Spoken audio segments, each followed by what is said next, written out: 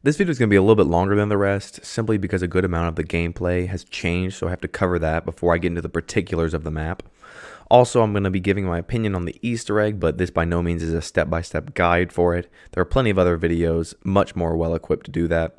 So it's been a little since the release of Cold War Zombies, and it's been enough for me to play a little over a day, and get a really good feel for what it has to offer. I made a video covering the basics of zombies, and now like half the shit in that is obsolete, which kind of sucks. Even though a lot of it was my own personal opinion of just the zombies community in general, I still gave like a rundown on what it was supposed to be about, and now that's just gone. So oops, rip. First off, before you even get into a game, now you can have a customizable loadout with a gun and superpower of your choice. You can bring any gun that you have unlocked and any attachments you have unlocked and choose from one of 5 superpowers. Just to give a quick rundown, the energy mine is kind of exactly what it sounds like. It is a mine that you lay at the ground, and when zombies run over it, it blows up. That one's pretty simple. Frost Blast is a little different because you don't set it on the ground. It's not a mine. It comes from your person. So you set it off and all the zombies in your surrounding area kind of get frozen. It's a nice little, in case you're getting backed into a corner, you can press that and they all freeze away. Also, you do a little bit more damage to the zombies that get frozen in that. Ring of Fire is a damage boost to you and all of your teammates that are in the nice little circle that you create, and it lasts for approximately something like 15 to I think 25 to 30 seconds if you upgrade it all the way. Healing Aura, which is my personal favorite and which I consider to be ridiculously overpowered, allows you to essentially, at its base level, heal yourself.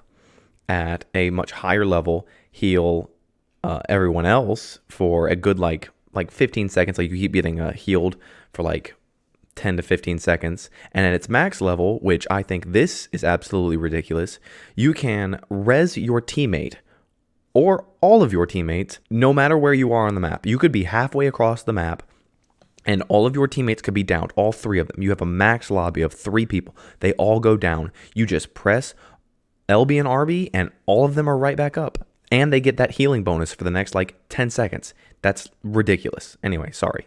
I love it, but like, holy God, that's overpowered. Finally, you have the Ether Shroud, which is essentially just going invisible. It's the, in plain sight gobblegum. If you played any of Black Ops 3, it just allows you to be invisible for, I think, up to like 8 seconds. It's pretty helpful to get out of a tight spot. I've used it because the zombies will just run away from you. Also, need to mention that these recharge, but not during an amount of time. They recharge for every zombie you kill. So in later rounds where zombies are spawning by the absolute buttload, you can have these abilities once or twice per round, which can just be obscene sometimes, especially if you have the ray gun or you have the wonder weapon, which allows you to just mow through zombies. If you have a keen eye, then you notice that these little crystal things allow you to upgrade them. These crystals are super easy to come by. You essentially get one every like 5 rounds, and for a certain number of time hitting the box, just kind of the same way you got, if you played any of Black Ops 3, the way you got the liquid divinium, if you got that, then it's the same thing. Except when you make these upgrades, they're permanent. It's not like a gobblegum where you have to continue to get liquid divinium to keep those gobblegums up. This is just, you get them and then you're done. So if you've played, 7 games of going to round 25, then you're fine. You can get all of these upgrades. Now, once you start the game, you are shown a cutscene of you helicoptering in with your weapon and getting placed down to start the game. Now, arguably, the biggest change that they made to the game is how you receive points. It used to be you got 10 points for every time you shot a zombie, and if you happen to kill them by knifing them, you got 130. Well, now it doesn't matter how many times you shoot them. You get 90 points for killing a zombie and 115 for a critical kill, meaning a headshot, or 115 for a melee kill. And you also don't even have to be the person who does the actual killing. If you just take part, if you shoot them a couple of times, and then someone else finishes them off, you still get credit for that, which is helpful. What this has done is this has actually made the most cost-effective gun in the game being the knife, which, by the way, is now something that you can just have. You can just have that as a weapon. You used to, buy the Bowie knife off the wall, and it was what replaced your knife button, but now you can have it as an actual weapon, like your secondary or whatever, and you run around with it, and that is your weapon. You can pack-a-punch it, you can increase its rarity, you can do all of these things to make it more powerful. Not that you necessarily need to, because even just the lowest version of it is a one-shot up until like 13. And once you go pack-a-punch it, which, by the way, you can pack-a-punch up to 3 times. I know I'm throwing that in there, but yeah, that's pretty cool. You pack-a-punch it, and it's a one-shot up to like 20. And if you triple pack it, I am sure it could be a one-shot all the way up until 40. I don't know. I haven't tried. That sounds super boring, though.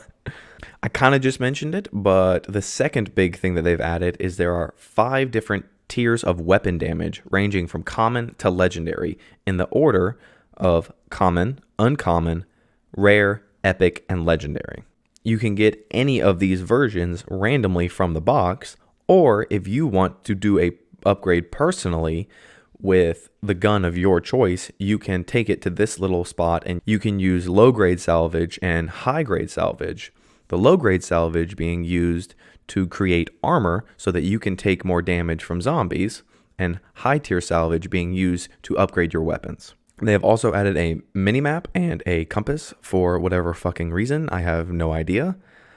They also got rid of the perk limit, but they only have 6 perks on the map, being Jug, Speed Cola, Stamina Up, Deadshot, Quick Revive, and this new one I think they added called Elemental Pop, which just does the different kinds of damage. If you double pack-a-punch your gun in Black Ops 3, you know what it is. They have also added a table where you can craft equipment or lethals, such as monkey bombs or semstechs. If you scroll all the way over, you can craft kill streaks like a chopper gunner or an explosive bow.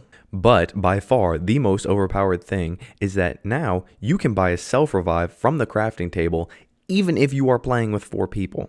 Self-revive used to be just for solo, that way 1 down wasn't the end to your run, and you could also buy it back up to 3 times. But now, you could have a 4-person game where everyone just buys self-revive as much as they want, and they only revive themselves. I don't know, that's just kind of nuts to me. I don't know how they didn't think that that wasn't, like, ridiculously overpowered. Because that was supposed to be the whole point. It's a cooperative thing. If one person goes down, you try and sprint across the map to try and get them up. But now they can just buy something that revives themselves. Like, what? Why would you do that?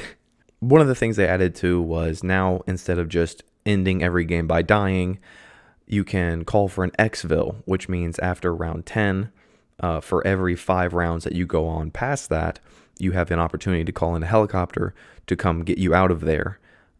You all have to run to the pond, and then you have to kill a certain number of zombies in like a minute and a half. It's very chaotic, and it's harder and harder the more the rounds go on, but you get more of the crystals if you complete it and some extra XP, and it's kind of just nice to, not have to end it on dying. So those are some of the big gameplay changes specific to Cold War. Now, it has more maps to come out, I know, but I don't really see the core gameplay of the things I just listed changing.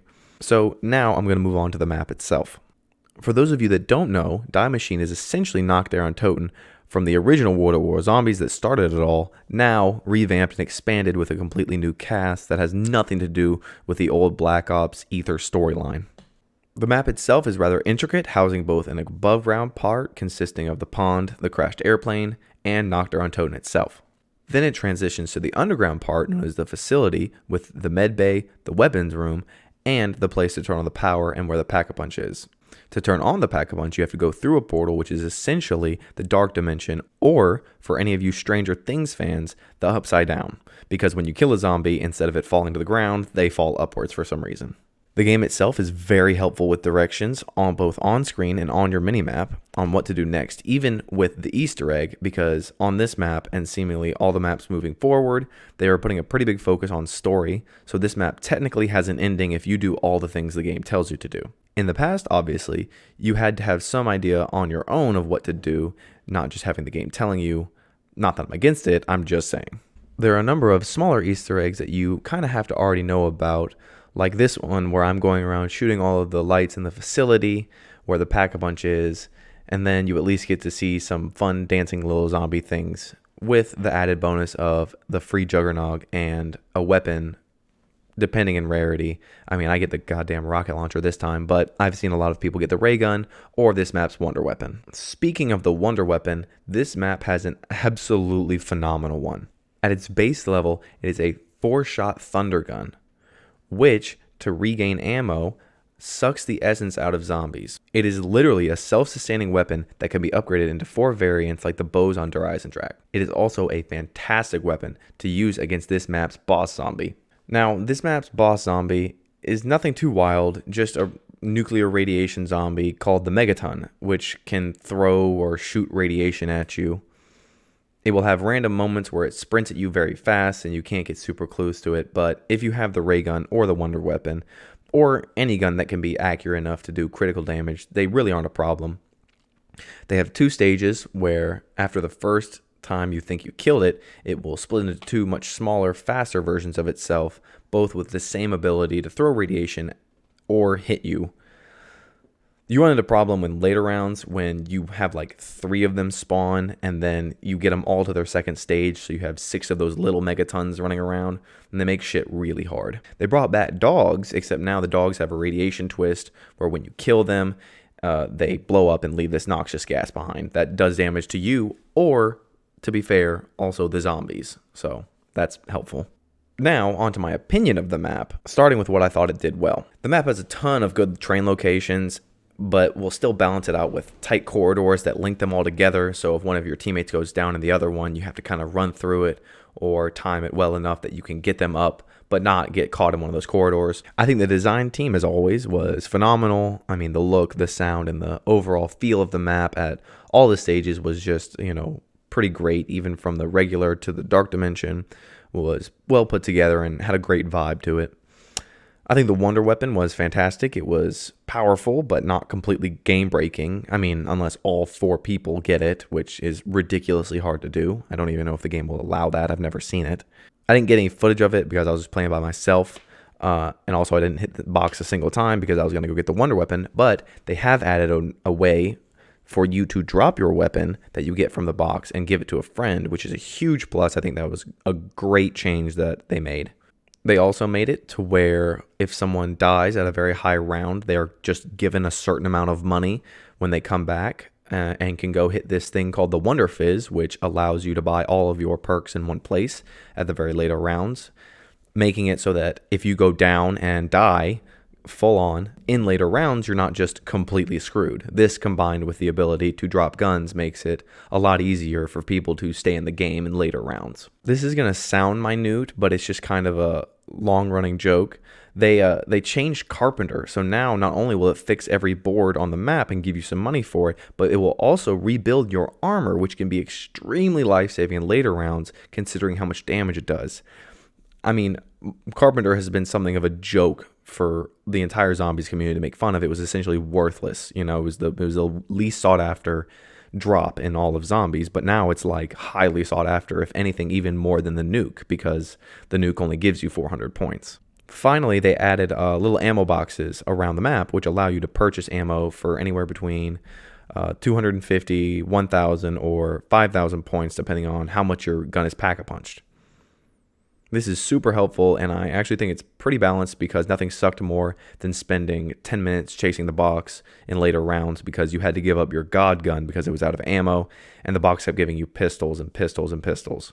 Now, onto the things that I had a problem with. For me, the Megaton has 2 issues with it. First, it does not count as a regular zombie, which means he stays between rounds. If you try and kill him without killing the other zombies, especially in solo, it becomes really hard not to because the other zombie will just run in your face and you might accidentally shoot him. And I know I'm a little trash for saying that, but I still think that the boss zombie should count as one of the zombies and shouldn't go between the rounds. Second, I think that when he is in his first stage and he's just that big boy, he shouldn't be able to throw the radiation at you. He should just simply be a giant physical, like he's going to run at you and try and hit you. And then when you split him in half and then becomes the smaller, more agile one, that's when he should be able to throw the radiation, because just that constantly doesn't allow you to train, doesn't allow you to go in certain places because the radiation will linger and you also can't get close to him. It's just kind of a sucky combo. I think it would be better if you nerfed it when he was big and just switched that power singularly to when he got split in half. This is going to be a minor thing, but I'm really not a fan of the minimap or the compass at the top. I don't get who needed that. I don't understand why we need a compass. The compass really doesn't do anything, and the minimap isn't hard. This isn't a changing map. You play it 3 times and you know where everything is. Plus, all the Easter egg stuff is like shown to you. Your teammates are green lit by, a green outline, so you can see where they are on the map at all times. It just doesn't seem purposeful, and it takes up, space on the screen. Third, I actually liked having the trade-off of having 8 or 9 or a good amount of perks on the map, but only being able to choose 4 of them, because it allowed for a different play style depending on what you wanted to do. If you wanted to be the guy that would go and run around and res people really fast, you could buy Quick Revive and Stamina up so that you could just go get them. If you want to be the guy that did a ton of damage, you would get Double Tap and Speed Cola.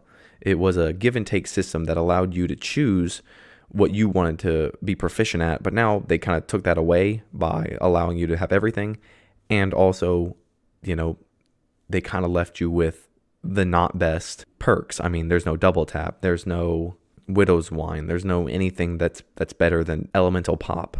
And finally, and I think that this is actually a pretty easy fix, but a huge problem with the exfil process is they make it so that all of your party has to be in the exfil zone before any of the zombies that you kill get counted towards the amount of zombies you have to kill for the helicopter to come down. Which means if some jackass in a random lobby doesn't understand what is happening, they can just stand outside, and it doesn't matter how many you kill, you're still going to lose. I think it shouldn't matter whether or not you're in that zone. There should just be a certain amount of zombies that once you kill, the area is clear. They shouldn't keep spawning. So that's it for this video. It's definitely a great zombies game so far, and I would recommend it highly, especially because all the maps are going to be free. I hope to do some more of these videos. Obviously, they're going to be shorter because I had to cover all of the new gameplay stuff. But, I mean, these aren't new to anybody that's in the zombie community. Just giving your opinion on maps. It's fun. It's easy.